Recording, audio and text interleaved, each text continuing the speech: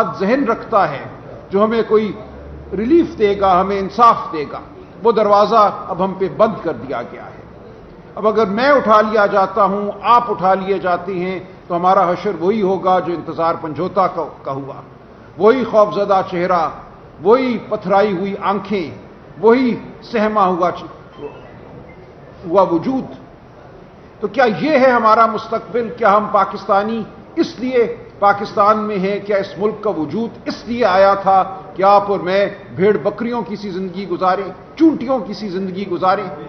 تو یہ ہے آج ہمارے سامنے سوال کہ ہماری زندگی یہاں سے آگے اب کہاں جاتی ہے بطور پاکستانی، بطور انسان۔ بھول جائیے ایک لمحے کے لیے کہ پی ٹی آئی کوئی سیاسی جماعت ہے جو وہ عدلیہ پر جو حملہ ہے اس کے حوالے سے ہوگی اور ہونی چاہیے۔ ہماری مزاحمت جو ہماری انسانیت پر، ہماری خودداری پر، ہمارے وجود پر کیا گیا، جس کا جیتا جاگتا نمونہ انتظار حسین پنجھوتا کا چہرہ ہے، ان کے ساتھ جو ہوا، یہ ہم سب کے سامنے رہنا چاہیے۔ تو ہمیں اب بطور قوم یہ فیصلہ کرنا ہے کہ کیا اب ہم خاموش، بالکل مطیع، فرما بردار، ڈرے ہوئے، سہمے ہوئے انسانوں کی طرح آگے بڑھیں گے؟ انسان کہنا بھی اب شاید ہمارے لیے ایک زیادتی ہے۔ کیا ہم انسان ہیں؟ کیا ہم کوئی وجود رکھتے ہیں، کوئی رائے رکھتے ہیں، کوئی عزت رکھتے ہیں، کوئی آزادی رکھتے ہیں اس ملک میں، یا ہم ایک محکوم قوم ہیں؟ یہ ہمیں فیصلہ کرنا ہے۔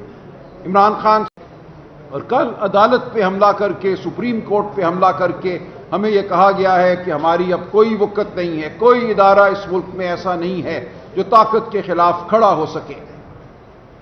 کل ایک کے لیے کہ پی ٹی آئی کوئی سیاسی جماعت ہے، جو میں پی ٹی آئی کی جانب سے آپ کے سامنے بیٹھا ہوں، میں بیٹھا ہوں، لیکن میں آپ سے یہ کہتا ہوں کہ اب ہمیں ان سیاسی تفرقوں سے اٹھ کر آگے بڑھنا ہوگا بطور قوم۔